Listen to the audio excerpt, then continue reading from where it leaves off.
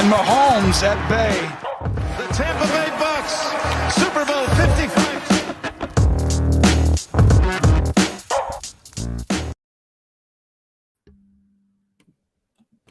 Hello and welcome to episode 43 of the Bucks Banter podcast. Of course, the Buccaneers are no longer playing football right now, but there is plenty to talk about. Pardon me, it's episode 44, by the way. And this is our Super Bowl preview show. We're going to be breaking down the matchup between the Cincinnati Bengals and the LA Rams. We're going to throw our hats in the ring with some predictions. We're going to talk about some bets we like.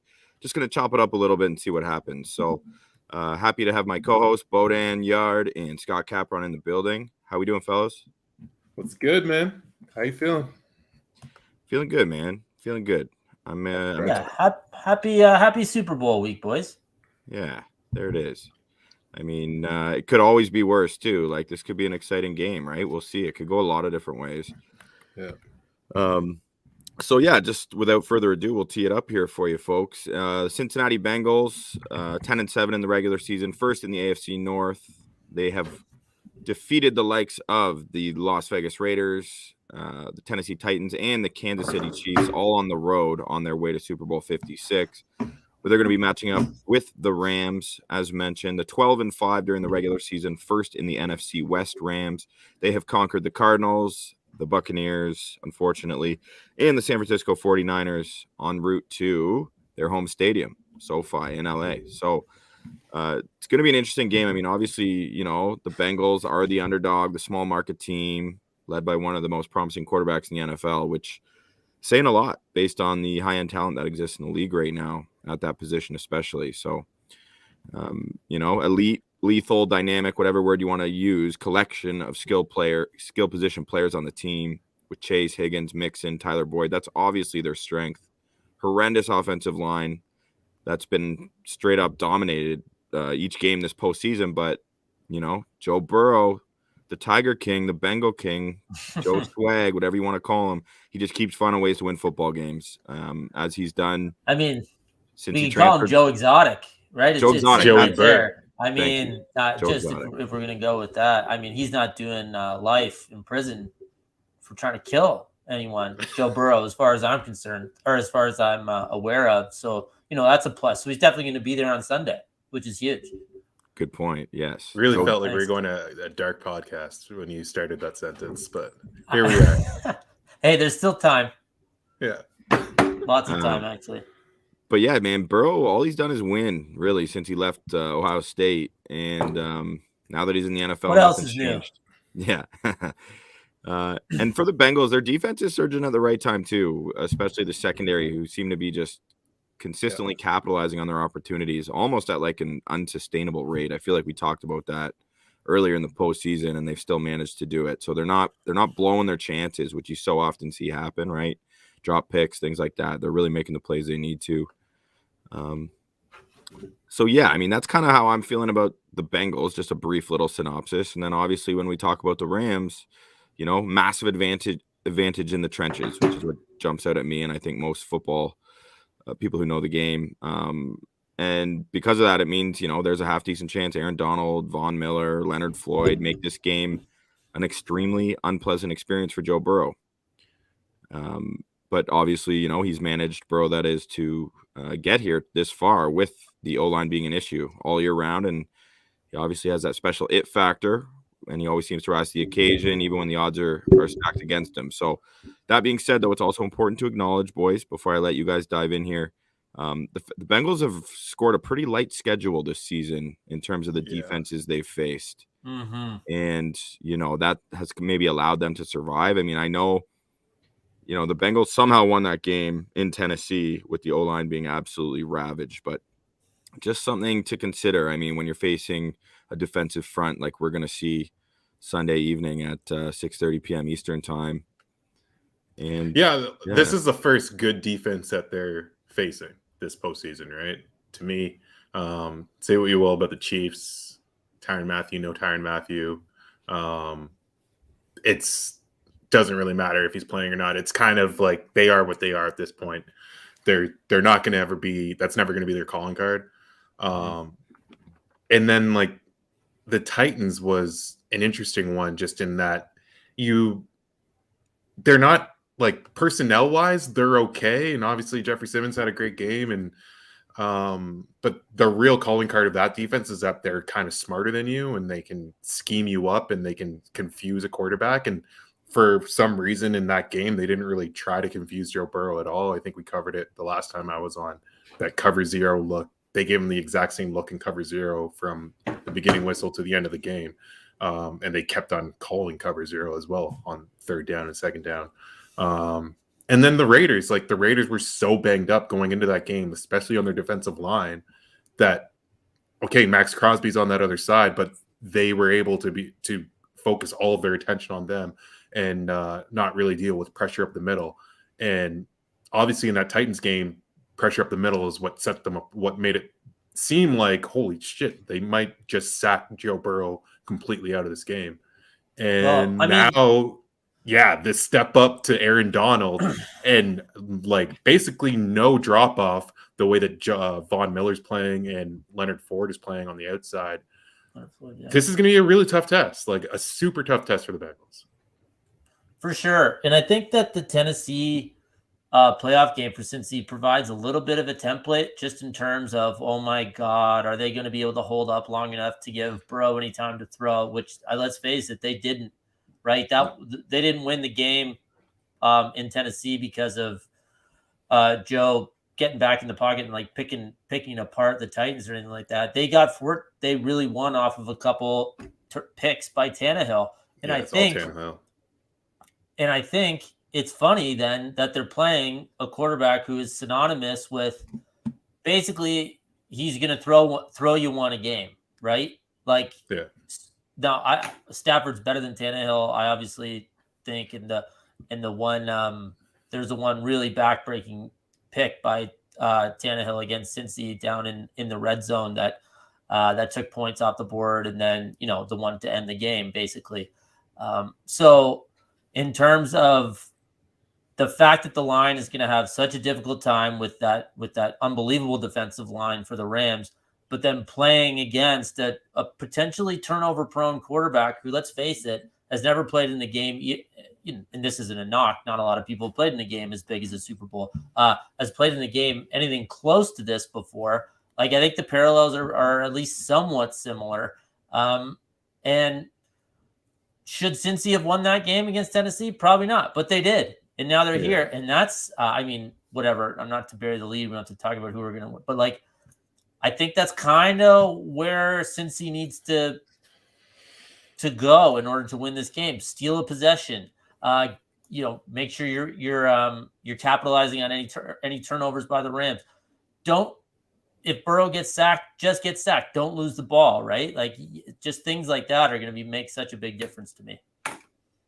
And Stafford has really tightened things up this postseason. He's got one pick through 3 games, and he had 7 through the 3 games to finish the regular season. So that's something to keep note of. But maybe you think he's due. Maybe you think he's due. No, I know. I'm just talking about, and even just the perception. It's everything you read. It's like, okay, since he's going to get one thrown to them, and they don't have Jaquiski Tart back there, so they hope that their guy can actually make the pick, right? So I don't know. I think that might be a little bit of lip service of like, oh, Stafford's going to throw you the ball. It's like, well, maybe he won't. We'll have to see. But we'll see. I mean, the Rams are a 4-point favorite. This isn't some David and Goliath thing. The Bengals just went on the road and beat the effing Chiefs. They were down 21-3. Like, anything can happen here. Yeah, absolutely. And, speaking of that, like Zach Taylor, when you look back, him and that defensive coaching staff, they've been really excellent at making halftime adjustments this season. Oh, yeah. Primarily on the defensive side, as mentioned. Like, that's something that you look back at the box scores. I mean, that's a great testament to a strong coaching staff. I mean, that's the Bill Belichick special. Certainly not comparing him to Bill Belichick, but I'm just saying. No, they're like it's appropriate, man. Like, they've been really good in the second half. They've been like second half of games, even in the regular season, they are a different team out of the locker room, which speaks to the coaching.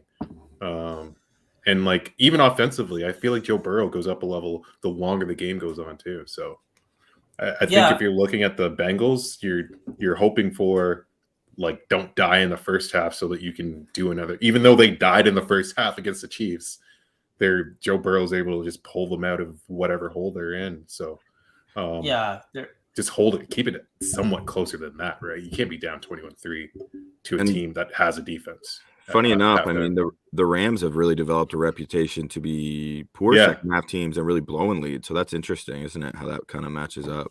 Yeah, it's definitely a way to look at your bets when we get to that.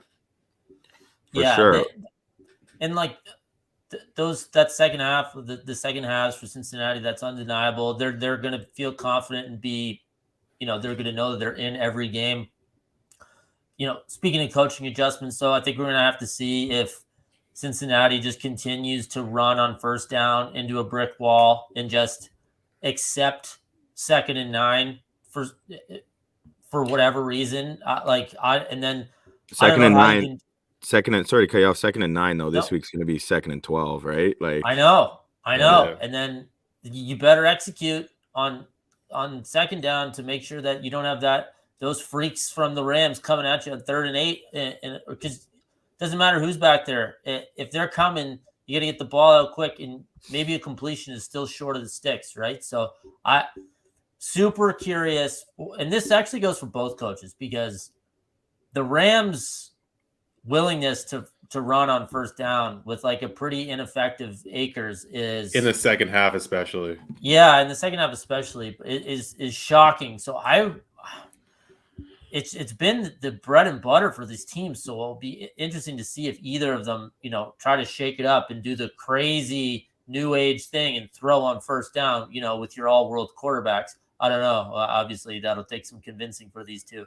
But that's really what I'm looking at from a play calling standpoint, just to see what both teams do on first down and how aggressive they are. I love that. I love that you brought that up, because that was infuriating, right? In the previous games, when you watch, like as we have just talked about so many times, just the predictability of handing the ball up the gut because you got a good running back, trying to open things up in the passing game. I mean, come on now. My worry for the Bengals is they won that game while doing that, but they shouldn't have won.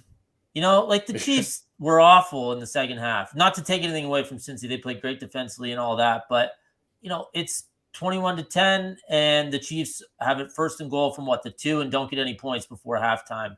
Yeah. And I'm worried that that's from Cincinnati's standpoint. Look, it worked against the Chiefs. These deficits aren't too big. You can't continually crawl out of them, and you don't put Burrow in obvious passing situations. Make the Rams have to guess. Make them have to adjust to you. I really hope we see that just from an interest standpoint, because if it's just 2nd and 9 all day, like that sucks, and it's not as good for Burrow. It's not as good for Chase. 2nd and short. That's what you need. You're allowed to get a first down on first down. Like I know these teams don't know that rule, but you're allowed. You don't they don't kick you out. You're still allowed to play. I know it's new, obviously, but it's in there, and they should check that out. And it's going to be fun just to watch. I mean, if they're able, like whether or not they give Burrow time, he's proven the ability to somehow, stay looking downfield in the pocket and manage to stay upright longer than he should. The amount of sacks he's evaded in tight confines behind that offensive line getting blown up is truly incredible. I mean, the Tom Brady comparisons, I think, relate mostly quick to feet, that. Not fast feet, just quick. For sure. Yeah. And just it's poise, right? That's poise. That's something you can't teach. And it's just also that pocket presence of feeling the pressure and just sliding in one direction, sliding up while keeping your eyes downfield. I mean, it's so easy to know you should do that. It's a whole nother ball game when you got 300-pound freak athletes charging at you in your face. It's pretty incredible. Dude, that's such a great point, because a lot of quarterbacks can make the first guy miss, but then they're in no position to actually get rid of the ball or anything, right? The ball's out. They're off balance. Carson Wentz. Oh my, no kidding. Great at making one guy miss, and then he's like, "Oh, I'm home free." Yeah, exactly. Yeah, okay. Well, they have more guys, Carson. I know. Yeah. Hard to believe.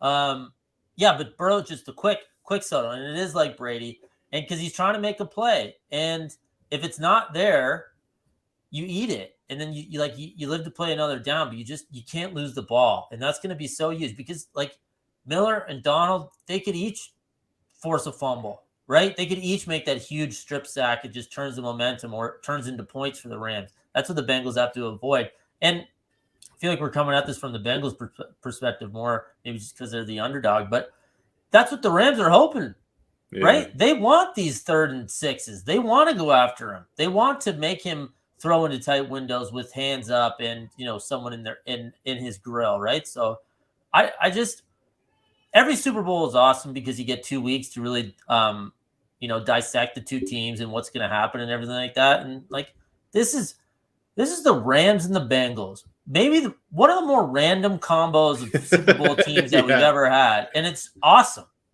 Yeah, Pat McAfee's been just mocking the Bengals ownership for their lack of financial commitment to their team. Like, I guess they've had to like use training facilities of like the University of Cincinnati because they're just so much better and shit like that. Like, it's crazy.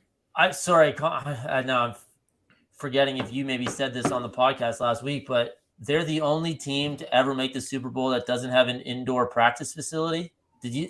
Or I heard that somewhere else then. It wasn't me, but that's incredible. Wild. Yeah, that's insane. In Ohio. Yeah.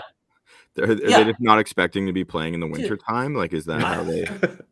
They aren't. They probably aren't expecting to be playing in the winter, right? That hasn't really happened before this. Hasn't really happened. So that's one reason to be critical of Cincinnati. And my only other reason to be critical of Cincinnati is because they're disproving my theory, like just being an O-line guy. I call myself an O-line guy. Bo's an O-line guy. Yeah. Like, because of how crucial that is, that position group. And here they are with maybe the worst offensive line in football, legitimately. Yeah. Well, no, I don't know if the worst offensive line in football. They're in the conversation. They're in the conversation for sure, but like, it's not a postseason offensive line, which is like a big reason why the last 3 games I've been like, this is fun for the Bengals. But betting, like, take it from me, betting against Joe Burrow is not fun. I know that like there's a lot of people out there that are going to be going into this weekend being like, I like the Rams, like everything on paper, blah, blah, blah, blah. It's not fun. And he never makes it fun for you. So like you might get a half out of him, but like the last 2 quarters are not there. You just live in fear. So as much as I want to talk about the offensive line, I'm like, I don't know. Like this Bengals team is just such an anomaly because it seems like for all the weaknesses they have, it's like they have a bunch of strengths, and I don't really know where this game goes. Like, I don't know, man. Like, do you think Jamar Chase has a big game? Do you think Joe Mixon has a big, like, who is it that the Bengals need to show up outside of Joe Burrow as a skill player to like break this game open? Okay. So if I could go they have guys. It's whoever's available.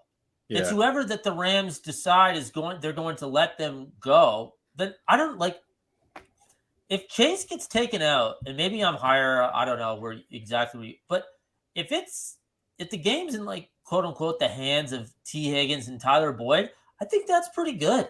Like they're really good. And that means Burrow's throwing it to him. I wish Uzomah was healthy and like on all cylinders, right? But Higbee's out too. Higbee's out too, which is a big Higbee's loss. out too, which is But so the one thing I will say defensively for the Rams, like going up against this skill group for the Bengals, I think if Jalen Ramsey was going to follow around any wide receiver this postseason, it was going to be Mike Evans. And he didn't actually do that until kind of the second half, and Mike Evans kind of bullied him regardless in that second half. I don't think that they're going to be in a big rush to follow Jalen Ramsey for Jamar Chase to follow Jalen Ramsey. If they weren't going to do it in that Bucs game, the Bucs had no one else. And exactly. They still had found Mike Evans, on the opposite side of the field as Ramsey. It's what the Rams have done all year.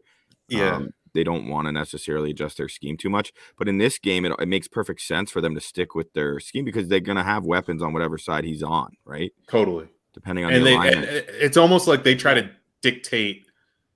They try to like force the quarterback to be like, oh shit, Jalen Ramsey's over on that side. Let me like play it over on this side. And like Joe Burrow won't do that. Joe Burrow, like Joe Burrow does not care where Jalen Ramsey lines up. If he likes a look, If go anything, ahead. sorry, Bo, but if anything, I feel like Joe Burrow might be like, "Where's Ramsey? Where's Ramsey? Yeah. I want to go It's at more him." like that's more Yeah. likely. That's more likely. Yeah. Lamar, get over here in motion, buddy. Go across. Yeah. You I gotta want to go. break his confidence for the rest of this game type of look. Oh my god, I love Joe Burrow. I love that. He's the best. It's so fun. It's so fun with it. Like I'm looking forward to it. Like I just can't see. To me, it's Jamar Chase. Jamar Chase has to have like a Deebo Samuel game. I think like for the Bengals offense to be like the best version of it is Jamar Chase being featured from the first whistle to the last one, where he's getting the ball, like multiple rushing attempts, and constantly in the catch, and like constantly catching the ball out there. And like, okay, if you see a big shot to T. Higgins, go for that for sure. Tyler Boyd in the red zone, like for sure. But like, I think Jamar Chase has to be the prominent guy from like this entire game. Yeah, and this is the balance of force feeding your best player, but also taking what the defense gives you, right? So this might be a lot. It might be score dependent on what they can actually do and you know where they want to go. Obviously, Bo, I totally agree. Like, has Jamar, he's the best player. He's literally one of the best players in the league. So let him go. But if he's cooked and you have to go to Mixon and even P. Ryan out of the backfield is like pretty good pass catcher with Higgins and Boyd. Like I think those guys can do it as long as Burrow has time to get them the ball as well. And I think, the flip side would be the Rams. It's like Odell Beckham Jr., right? Yeah. Like, and if Kupp is completely taken away by the Bengals. So these teams, this is why they're in the Super Bowl, but their secondary options are very good. Yeah. And I hate to cop out, but it's just whoever's available, I think is going to have to step up and make a big play. I could see Higgins catching like some sort of jump ball in the end zone, just because he's gigantic. And I don't know. I guess we'll get into the we'll kind of plant our flags about who's going to do what when we get into the betting portion of the show here. But I don't know. I want Jamar to have a huge game because he might be my favorite player. He might be my favorite receiver since Randy Moss. If you're the Rams, how do you let him do that to you, right? And I keep thinking about it. And I just keep thinking there's no way they're going to, but he's that good, so we'll see. I think Burrow almost needs to do the opposite, or like more what Scott's alluding to, and just totally focus on his reads and trust whoever is most open and throw them the ball. Like just the whole Tom Brady thing. Like, you know what I mean? Like if that, like, I don't know though. It could go any which way, man. It's a very intriguing Super Bowl because I can just see so many different scenarios playing themselves out depending which versions of these teams show up. They both have flaws and they both have incredible strengths as well. So it's going to be really interesting, obviously. You guys want to talk about any bets maybe that have jumped out at you here, whether it be total game side or player props? I don't know. Before we get in, can we just talk a little bit more from the Rams side? Sure, yeah. I have a few questions for you guys about the Rams. First of all, where are you on Stafford in this game? And like Collin said, cutting down on the interception. He's been great in the postseason. He's been awesome. Do you trust him? Do you think he's going to play well this week? Yes. Yeah. Yeah, I definitely do too. So do I. I feel like the Rams are so intensely aware of this moment is the way that I would put it. Like playing at home in the Super Bowl, our first year quarterback who has been in the basement perennially. Like, I just feel like the Rams are going into this game being like, we absolutely have to execute. Like, this is what we did everything for. Like, from like the water boy to the GM to Les Need, like it's really this. They've been building towards this year since 2016, basically. And it's just like they not only have they given up all their picks since that time, they're going to give up 2 more or 3 more in the rest of these drafts. Like they won't have their pick until 2024 or 2025. I can't remember, but who cares? They're in the Super Bowl. This is what you play exactly. For. Yeah. Yeah. all of that goes away if Matt Stafford shows up, and I think that he does. I think that he does, at least for that first half, especially. I think that they get out to a very hot start. Okay. And then, so that leads into the next one. Does that performance against the Patriots in the last Super Bowl that they were in, does that color anything differently for you, for the team and for McVay? Not just because we lost or anything to do personally with our, finances regarding that game, but no, but seriously, they didn't score, right? Yeah. Like trust me, I was looking on our betting site there. What's the price on the Rams to score just 3 points?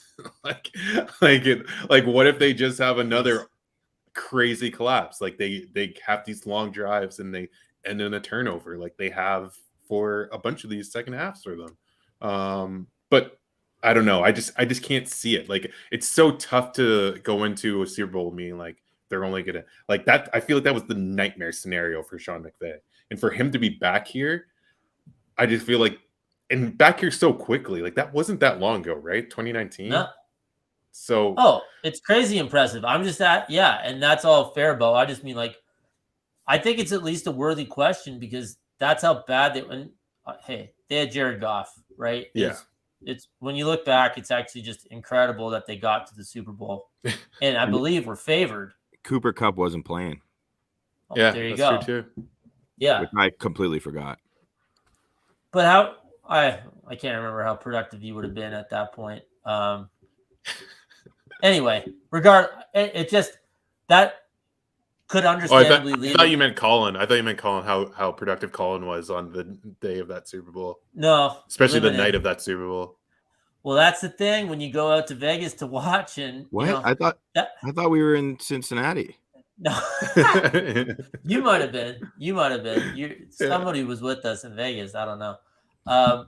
But hey, you go to Vegas, you watch the game, and it's over by 6 or 6:30, and that's the best thing in the world because you're ready to just keep rocking. Yeah. But green light for blackjack and poker, please. Can I chime in on the Stafford question because I thought it was a good question? Okay.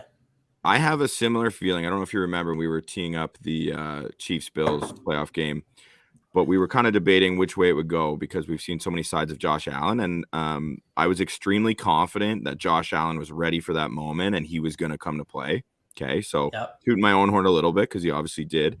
But I have a similar feeling about Matt Stafford in terms of him just being amply prepared for this and working up to this moment for way longer than Josh Allen. Like I'm just comparing them in terms of my feeling at the moment. And I just feel like Stafford is such a legit player, such a talented football player. And I think he's just been waiting for this chance to quit being associated with the Detroit Lions. And as Bo alluded to or said straight up, I mean, the Rams are all in for now. And this window could be very small for him. And I think he's just fully aware of that and how this could be literally the difference between him being a Hall of Fame player or not. 100%. He's got the career numbers to back it up. But it could literally be the swing whether he's a Hall of Famer or not if he can win this game, which is unbelievable. I just think he's built for it. I think he can handle it, and I think he's gonna come to play. I agree, and I hope. And even if he happens to suck or whatever, maybe he puts up an underwhelming stat line. I don't think it's gonna be Matthew Stafford can't do it, or he's hasn't been there, so how's he? No, like he might just have a bad game. Like it's possible. Everyone has a bad, right? Mahomes played shitty in the AFC title game. So even if they lose, from his perspective, I hope he plays well because I like him and I think he's really good, and I'm so happy that he's on a real team. And look at that, now he's in the Super Bowl. Like he literally must be pinching himself. After 12 years in Detroit, it's like this is possible. Like teams actually do this; they go to the Super Bowl, like, and he's a part of it. So I hope he plays well. I have trust in him too. I think he's ready to go. I think it's, it's not like he's in his. Not that this would be a huge difference, but it's not like he's in his 7th year and he's 28. Like he's 32 or 30, or I think he's 33. Like he's been around. Yeah. Right. Like he's like, even though he's this is like, it's such a good point about the Hall of Fame of this being, because like thinking about it just off the top of my head, and we'll probably like dive into this at some point during the summer. like, can a quarterback make the Hall of Fame from this era if you don't win a title? Like, the numbers that these guys are going to have at the end of their career, they're all going to be astronomical. But it's going to really come down to like who has the rings and who doesn't. Yeah, unless you're like the Dan Marino of this era, where it's just you're so much further above everyone else. But that's a really interesting point.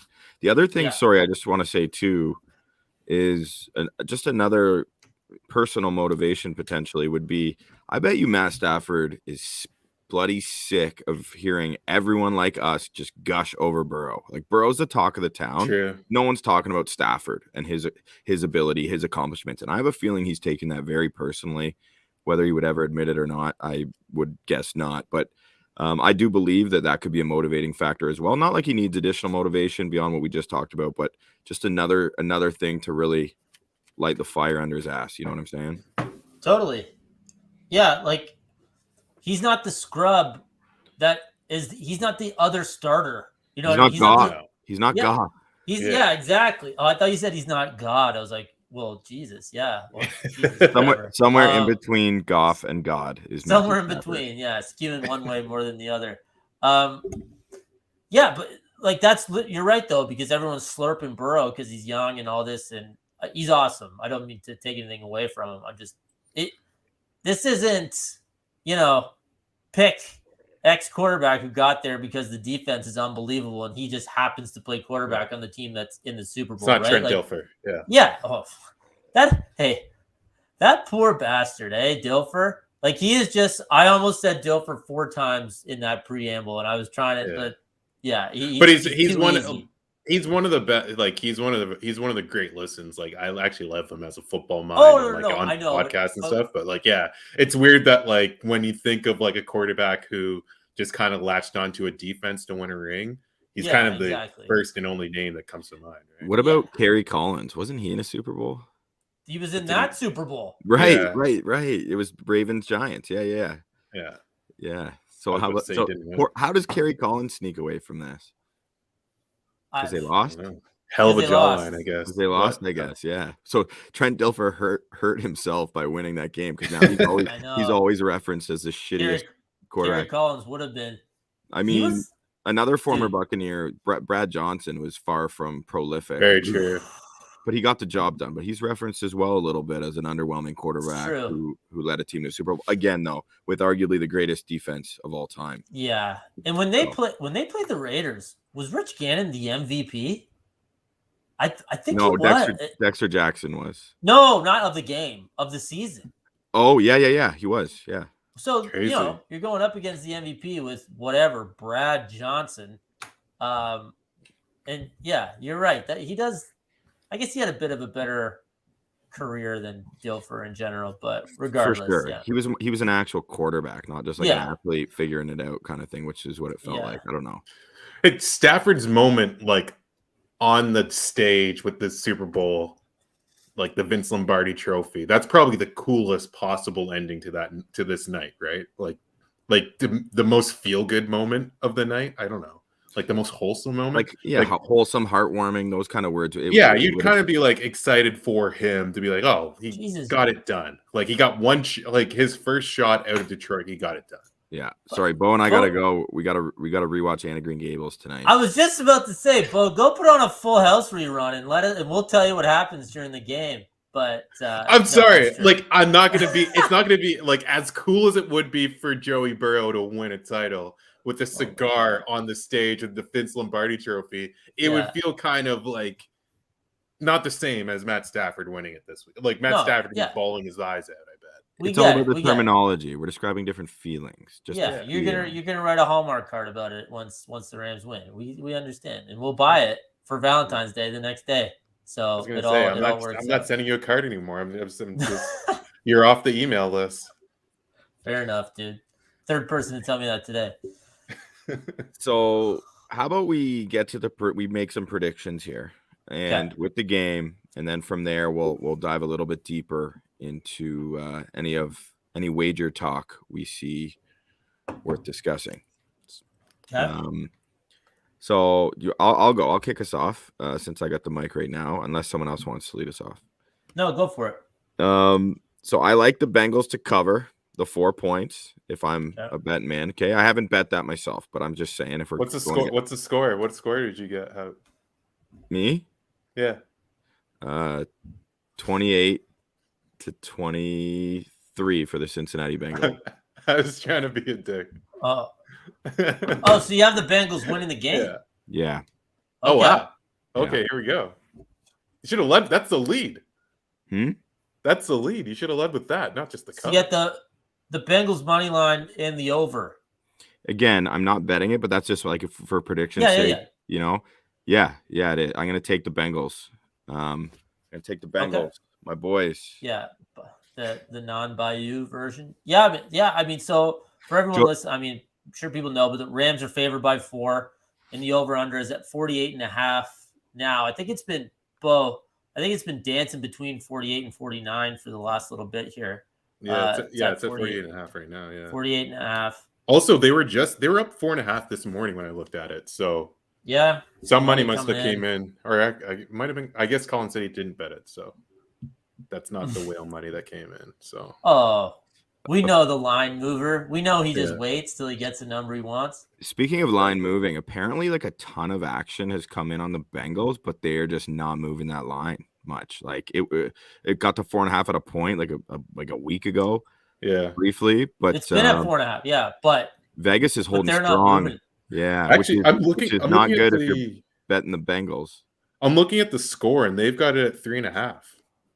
No, I wonder who they're associated some of the with. books. Yeah, some of the books are like going from 4 to 3.5. It's a little bit different. Yeah. Yeah, no kidding. But Colin, fascinating point about Vegas just being cool with taking money on one side because they're betting too, right? Like I listen to podcasts, and it's when the bookmakers come on and have to listen to and when they make a stance for certain games, and then obviously huge winner when it works, and most of the time, and it does. But then, I've heard odds makers talk about having to explain to their bosses why they didn't adjust lines or anything like that. That's like the Michigan Georgia line was 7.5, which is obviously catnip for people to take the 7.5 with Michigan, right? And it didn't move a bit. And everything I saw or read was money coming in on Michigan. And Vegas was like, keep it up, keep it coming in. We're good. We're good with this 7.5. Yeah, that money's coming our way, and it ain't coming back. Yeah, exactly. So I think that's super interesting when Vegas is like, yeah, no, we don't need to try to play it down the middle. Like we don't need to try to get a 50% handle on each side. We're just going to win here with the Rams. But with all that said, I like the Bengals 24-20 in a tight one here. I think it's going to be a great game. I really do. I think there's a certain sluggishness kind of holy shit factor to the first 2 or 3 possessions of the Super Bowl. I don't know. To me, it's always like you're at a Super Bowl party and it's like this big event, and then the first quarter takes half an hour. And you're like, holy shit, really? I just got the dip. Are we done? There's no score, and this is already like a quarter of the way through. But so I don't know. I go the other way on that. I always feel like the first quarter takes so much longer for some reason. Like the first half especially takes a super long time. And I think it's because I'm constantly telling my wife that it's the game starts at 6. Don't worry, it starts at 6. And then it's 8 o'clock when the first quarter's done. And I'm just like, oh, great. Well, I don't know what to tell you then. I just totally disagree. Yeah, but it's we'll see. I do think the sluggishness factor is real, where it's holy shit, the Super Bowl has started, right? Yeah. But Rob Pizzola, a handicapper, he's big on the in this game. Scotty. He's great. Yeah. He loves the first half under, second half over play. Yeah. Just assuming they'll take a little time to get warmed up or whatever. And there's just kind of more possessions and less likely to be sustained drives if someone's down in the second half, right? Try to extend the game and stuff like that. You're just trying to put points on the board in the first half. It's less situation dependent, and you're just doing whatever. So my buddy Mike, who texted me, I asked him for a couple prop picks. he's on the exact same thing. He's got the under in the first half, over in the second half. So, and like Bengals over in the second half, just with this matchup with the Rams, who have a tendency to fold. Like if you're just talking about the team total, second half Bengals, that I haven't looked at that. I'm just kind of spitballing here, discussing it, but that's something that's interesting. yeah, I'd like that for sure. Or the double result, like our buddy Johnny just sent out a text saying that he got a little bet credit and he used it on the Rams to win the first half and the Bengals to actually win the game for plus 700. That's I like a really that. nice bet. I Really like nice that bet. a lot. Yeah. Rams to win the first half, Bengals to win the game at plus 700. Yeah. Seems really juicy.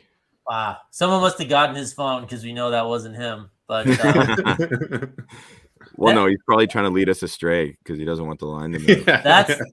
that's the same guy who in Vegas when we were playing poker, there was an absolutely bombed cop from Chicago who kept whenever the blind or whenever the bet was coming, $10.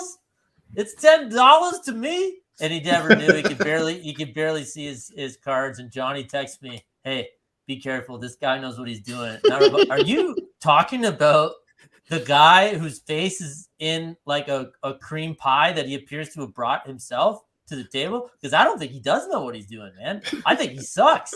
I think he's absolutely wrecked. Johnny's like, that guy's sharp, Scott. Yeah, this guy's a shark. No, hey, Perm, I'm just kidding, but also couldn't be more serious. But I like that. That's a nice me too. taste. I had that one written down before this, and I was like, oh, Maybe the Perm beat me to it. perm prop of the week is we all got to get on that one. I like it too. We all like Seriously. it. Put our money. Bets to me $10. Okay. Watch out for that guy. He appears to be playing Pogs. Hey, don't disrespect Pogs. Well, when you're playing poker, I can. Okay, fair. Bodan, what's your lean, buddy? What do you got for us here? I'm gonna buck. I'm gonna zag, and I hate doing it, but I've done it all postseason, so I might as well keep going, or else I look like a fraud. So I'm going. At least I'm gonna give Burrow. Poor Bo sounds so conflicted. I just know it. Like, okay, I've been wrong about Burrow all year. Drake threw in a bunch of money against Joe Burrow, and he just always gets any type of sports event wrong. So I want to just pick the Bengals, but I'm gonna say a high-scoring game. The Rams win it 35-28. Wow. That would be fun. Yeah, I would be all for that. Yeah. Honestly, hey. Actually, maybe even closer than that, like 35-31, something like that. Okay, so then that 4 is coming into the mix pretty hard for you there then, eh? Yeah. It's gonna land like right around that number to me. I just feel like the Vegas got it like spot on. Like the Rams are really only a point better than the Bengals, but they're at home, so they get an extra 3 points. Like I feel like that kind of makes sense to me. Yeah, I think the number's been great, and that's why you haven't seen much movement, like crazy movement off of it either. Hey, people who like the Rams, for sure. I think they win this game 6, maybe 7 times out of 10. But I just got a feeling about this Bengals team, man. I don't know. It's just such a crazy season, and I meant to mention this earlier, but I think it's a little bit funny that theoretically the offensive line could be the downfall, but if it's the downfall, it's the downfall in the Super Bowl, right? So like anybody who was talking about they should have taken Sewell over Chase, it's like, all right, the line would have been better. They would have been 7-10, right? And they wouldn't have been this far. So it's just the little bit of situational irony, or however you want to put it, is kind of funny when you think about how this game is shaping up. And like for me, Scotty, like I'm in a similar boat as you. It's just like, but for me, I'm just like Joe Burrow and Jamar Chase just come to play in the big games, and I'm kind of throwing everything else out the window and trusting that together those two are going to find a way to get it done. Like it's really quite simple as that. Just greatness overcoming greatness, I guess. We got Aaron Donald on the other side and Jalen Ramsey. So, like that's pretty cool too. It's you can frame it that way, right? You got Ramsey and Donald versus Burrow and Chase, because Cincy doesn't have a chance if their offense isn't firing, I don't think, but we'll see. I agree, and they just have an it factor, and the Rams are good. Like, Yeah. no, the OBJ story is pretty cool, man. Like, he basically got run out of Cleveland. Everyone thought he sucked, even though he's playing with Noodle Arm Mayfield. While he was there, and he's been awesome for them. The Rams have a great story. It's at their home stadium. The Stafford thing. Cooper Kupp is as good as anyone. There's not a bad outcome here unless you're a Rams fan or a Bengals fan, right? Like, I don't think either of these two teams are unlikable, right? There's not some big. It's pretty sweet. I forgot to say something earlier, so I'm going to just backtrack and say, because you mentioned Cooper Kupp and it sparked my memory. The other thing when we were talking about Matt Stafford and I was saying how I think he's going to, we were just kind of talking about his performance this year, how legit he is, potential Hall of Famer. This game could be the difference in that bid. I think that Cooper Kupp's success, and I'm not taking anything away from Cooper Kupp because he is legit as it gets, an incredible season. I mean, if they could vote now, he probably would have been the MVP, right? But Matt Stafford's the guy throwing him the ball, right? Cooper Kupp having this incredible of a season, a lot of credit has to go to the quarterback. So I'm sorry to jump around, but that was one point I wanted to mention earlier when we were just trying to give Stafford some of that due credit as well for that success that Kupp's had. You guys have any weird bets? Because I've got a few of them. I mean, I got my first kicker bet. I've been looking at kicker bets all day, but you guys don't seem to have much expertise, so no one can point me in the right direction. Yeah, I didn't want to touch that one at all, honestly. When you put that out there, 7 ways with the field goals. I've never heard of that before. I like the longest field goal. Yeah, to be over 47. No one responded because no one knew what you were talking about. Well, that's all you got to say. Then I at least feel better that I don't know what I'm talking about. Well, but Evan McKickson or Kickerson or whatever Ian Eagle called him. Longest field goal scored over 47 and a half. I kind of like that one as a player prop. I like that a lot. 47 and a half. What's the price? It's minus 120, but still, I mean, in a dome. It's not the distance. It's like that team needs to be stopped in a very specific portion of the field, right? Yeah. I feel like every time I've ever bet a field goal prop, and you're just this would not a first down here. It's kind of a fun one to cheer for during the game, right? Yeah, I can now envision myself getting frustrated. I'm like, God damn it, Chase! Like, why are you going for it? Yeah. I didn't need you to turn that into a 30-yard chunk play, bro. Just settle in at the 7-yard gain on third and let's kick it up. Or all of a sudden, when it's 4th and 1 from the 32, and the coach is rightfully going for it, and you're just dying, hoping that they're going to take the 3 points or whatever. It's kind of fun. But the other thing with that one is, the end of a half is a good chance for a longer field goal, even the end of a game, obviously. So there's definitely ways to get it. Yeah, and Evan McPherson, former Florida Gator, this kid's got a leg, man. He's been incredible. So I know, but it's not but it's not. That's what I was saying. It's the opportunity. I know. Is it going to happen? But I like that. The other two I have 2 here, 2 more, and then we'll just go through them for player props anyway. I'm going back to the well that dried up last time I suggested it, which is Joe Mixon over receiving yards. It is down to 23 or 24 and a half. I even like it at over 25 and a half. I think he's averaging, close to 35 yards receiving a game in the playoffs. So when I put that pick out on our best bets that previous episode, he just missed it, unfortunately.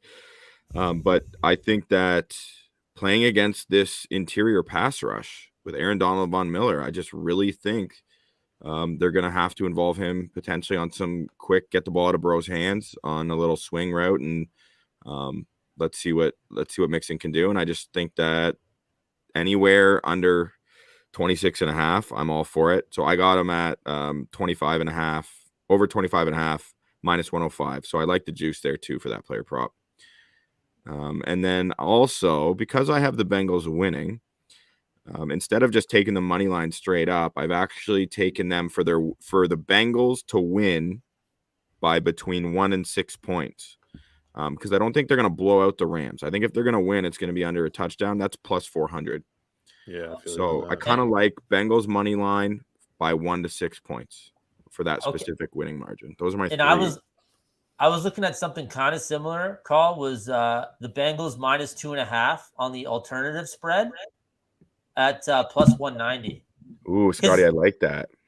Just to, if you want to throw a little something, if you think they're going to win, then you can take that down too to minus 1.5, minus 2 if you want to cover yourself to get even a little bit more juice. But like, that's nice. That's nice. Although, is it worth it? I mean, they're just plus 170 on the money line anyway, so you kind of have to decide there. But if they're going to win, it's likely by more than 2, right? So if you're looking for a little something, that stood out to me. What else you got, Scotty? I'm looking at opening. I've never seen this prop before offered. Opening kickoff to be returned for a touchdown. Whoa. Yes, plus 3,300. No, minus 30,000. So hammer that no. Just hammer the no. Just a super take easy the mortgage way. out. Hester's not playing. Super easy way to make $100 there. Just put $3,000 on it, or no, $3,000 on it, easy. Devin Hester's not playing. $30,000. It's a lock. Yeah, $33,000. Yeah, that's fun. So that's fun. I like this has some juice to it, minus 150, but Burrow over 1.5 touchdowns. I think he's going to get at least 2. I know they're charging you the premium there, obviously, because most people are going to take that, but I think that hit. I love that. I do. Yeah, that's a nice one to pair into if you feel like a little same game parlay. Yeah. Lord knows I like those, so that's a nice one to add in there. Bo, what are you looking at? I've got speaking of same game parlays. Let's go. Just make sure you emphasize which ones or are they all same game parlays? No, I'm just gonna give out one. The one that I use my little $20 credit on. Plus 3,300. Cooper Kupp to score a touchdown. Von Miller to record a sack. Cam Akers to have over 2.5 receptions. T. Higgins to have over 5.5 receptions. Cam Akers over 16.5 receiving yards. And Van Jefferson over 29.5 receiving yards. $20 to win 660. Like that payout. I mean, it's a lot of stuff to have happen. It's a lot of stuff. But if you're gonna throw something to the wall with $20, you could do it a lot worse ways. That's for sure. Yeah, I've got one more I can give you, which is just like this game is going to be super weird. Agreed. You guys good with that? Yeah. Yes, yeah. always. Right. We're the better. Match to go to the overtime. A successful 2-point conversion. A score in the last 2 minutes of the first half. No team to score three unanswered scores. The Rams have over 2 touchdowns in the first half, and the Rams have 1 touchdown in the first quarter. I almost love it, except I feel like if you took out the overtime, it would be significantly better chance of happening. Yeah, this is plus 30,000, so it's a $5 little. Oh wow, this went to overtime and I made it. I made a lot of money. Yeah, I like it. Bo's reach for the stars. Yeah, and seriously. Hey, yeah. And if you're just throwing a couple shells to the wall, obviously the big bettors are just betting the side and the total and trying to, hammer that. But there are some feasible parlays here. It's not absolutely crazy for this stuff to happen. I mean, you want to have $50 on the game in different various spots. Why not do something like that? That's awesome. Yeah, exactly. Hell yeah, it's for entertainment. I mean, shit. Let's be real. It's a Super Bowl. $50 to go to the movies anyway. Yeah, I'm happy to lose $100. $100 if you can, keep me extra engaged, especially if you're a casual fan, which if you are, you're probably not watching this show, but or listening to the pod. But regardless, I mean, shit, let's just appreciate the fact that we can bet on all these stupid ass things to happen by athletes who we enjoy watching play a sport, who are, on the other side of the continent, and we like it. We like it a lot. So, in terms of anyone have any other bets or any thoughts they want to get out there? I got one more that I love, and I actually just bet myself while we were talking. Jamar Chase over 2.5 rush yards. I feel like they're going to get him the ball. Did you find that is that on our book, Scott? Yes, I'll send it to you. Please, I would love to. I'll find it. I already got it earlier this week at 4.5, so I'm gonna hammer that again. Yeah, let's ride that one together, because when you said that in our text thread, Scotty, I love that. So they're gonna try and get him the rock. They get him end around. Like, it's not just that's not even just it's the Super Bowl, they're going to really try. It's like, no, that's pretty common in their offense. I feel like he gets a couple touches like via an end around or some sort of pitch to him in a game. And like, he breaks one tackle and there you go. And it's happened more as the year's gone on, obviously, because defense have just been keying in on him so much in the passing game. And that's what you do to get your best players the ball, right? And, Deebo Samuel, Cooper Kupp, like Robert Woods when he was healthy, like these are all guys who they hand the ball to just because get them a feel for that pigskin and make the defense get on their heels a little bit. 100%. Shane Sanders in the building on YouTube. Shout out Shane. Does the halftime show steal the show from the actual game? I mean, this one might. Yeah, seriously. Yeah, I'm the most excited about this halftime show as I have been in a while. Obviously, I mean, we grew up on Eminem and Dre, and Snoop, and then it's one for the fellas, that's for sure. We've gotten a few ladies only halftime shows in the last few years, and this one's. I think the guys are going to be really into it, honestly. And then it's Kendrick, and then Mary J. Blige is in there too, right? I think those are the 5. Like. That's pretty legit. Like, no offense. It's gonna be a ridiculous show. But it was just the weekend last year, right? Like he was good, but holy shit! Like this is gonna be unreal. Yeah, I hope so. And like a lot of speculation on what song they come out with first, Bo. Like I feel like this is your expertise. Like I was hoping you would have one of those for us. I think Mary J. Blige opens it with "Family Affair." Family Affair. Yeah, I can see that. Yeah. What about California? You want to kind of hit that either in the middle or at the end. Yeah. Well, that's like 100% will be played. If that was a yes, no, will it be played? Then you'd have to hammer that, obviously. But, I don't know though. I wonder where does Eminem jump? Like what Eminem song comes up? Well, we'll probably do Forgot About Dre, right? It must be, right? Yeah, I mean, he should do Stan with a Joe Burrow jersey. I mean, that's what I'd do. Like cleaning up my closet, just make it really sad. All hype anthems just to get the crowd into a crying frenzy for the second half. Nothing, or it's a direct message to Stafford, like don't lose yourself in the moment.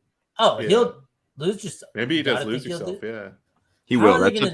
It's so sports, like it's like one of those hype tracks. Like he's got to throw that one in there. True. They're gonna mash him up, right? Like I'm sure, like little segments of a bunch of songs.